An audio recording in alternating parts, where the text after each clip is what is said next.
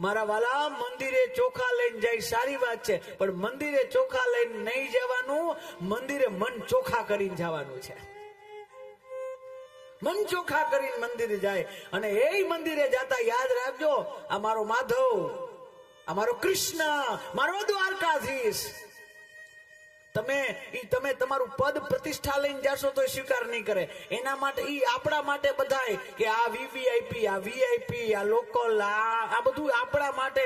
હમ સિર્ફ जीवात्मा है परमात्मा के लिए. केवल याद रखे, ये शरीर नहीं है, परमात्मा के लिए. એની અંદર જે જીવાત્મા એનું કનેક્શન છે. એટલે આપણે મોટા થઈને કદાચ ત્યાં જાય, ત્યાં મોટા થઈને જાય, બધાને જોતા પાકીટ ખોલી અને 500 વારી આમ દ્વારકાધીશને દેખાડી તો તમને એમ લાગતું હોય પુણ્ય જાજુ મળે, તો બિલકુલ ખોટી વાત.